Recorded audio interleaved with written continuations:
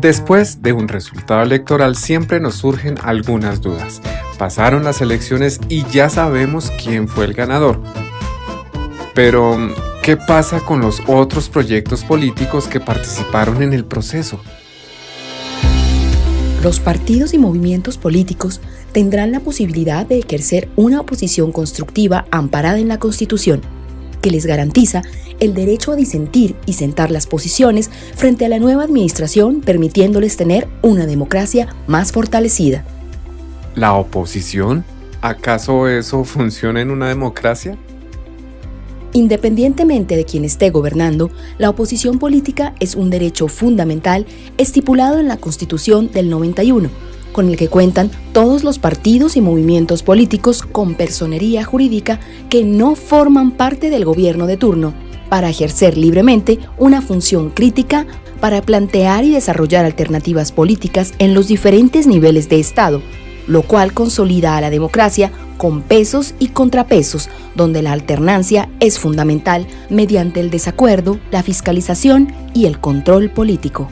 Porque quien hoy ostenta el poder, mañana puede estar en el rol de opositor. Desde la Constitución del 91. ¿Y por qué no habíamos escuchado antes del estatuto? Hubo varios intentos para promulgar e implementar un estatuto de la oposición sin mayor éxito, pero finalmente, en el 2017, el Estatuto de la Oposición fue tramitado por el Congreso con el fin de garantizar la integridad para declararse en oposición en los siguientes escenarios. A. El Congreso de la República. B. Las asambleas departamentales. C. Consejos distritales y municipales.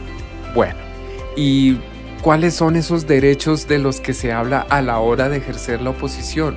El Estatuto de la Oposición reconoce derechos como el acceso a la información y a la documentación oficial, el uso de los medios de comunicación masivos del Estado que pueden utilizar para la divulgación de su derecho a la réplica y, por supuesto, las redes sociales. La participación como colectividad de oposición en las mesas directivas, en las plenarias y en la agenda de las corporaciones públicas. Y para el caso del Congreso de la República, la oposición cuenta con participación en la Comisión Asesora de Relaciones Exteriores. Escuché que los candidatos que quedan de segundo en las elecciones tienen asegurada una curul en el Congreso, en el Consejo o en la Asamblea. ¿Es acaso esto cierto? Así es otra de las garantías importantes como mecanismo de control político a la rama ejecutiva para ejercer veeduría y control de su gestión. ¿Y eso es todo? No, ahí no termina el asunto.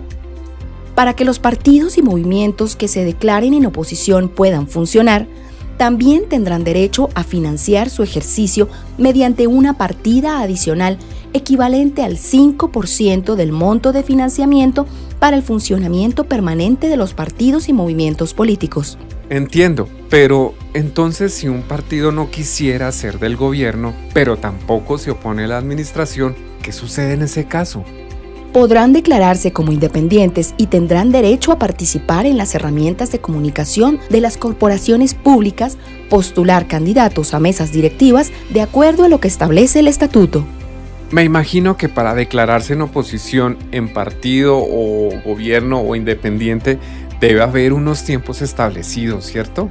En efecto, para el caso del presidente de la República y las distintas autoridades locales, los partidos cuentan con el plazo de un mes posterior a la posesión del nuevo mandatario para emitir su declaración ante el Consejo Nacional Electoral.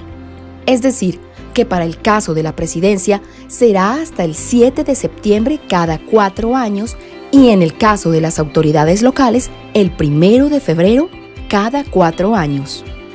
Buenísimo. Entonces, el Estatuto de Oposición trae muchas herramientas para que las voces que se oponen al nuevo proyecto sigan estando presentes en la agenda pública y con esto tener una democracia mucho más sólida. De eso se trata, que exista un sistema comprometido con la democracia, que excluya la persecución y violencia por convicciones políticas. Por ello, quienes ejerzan sus derechos políticos deben quedar exentos de presiones o actos que atenten en contra de su participación política. La oposición política garantiza que los gobiernos venideros actúen con transparencia y que de frente a sus ciudadanos se obre en pro del bienestar común. Si desea más información sobre el Estatuto de la Oposición, visite nuestras páginas de Facebook y Twitter.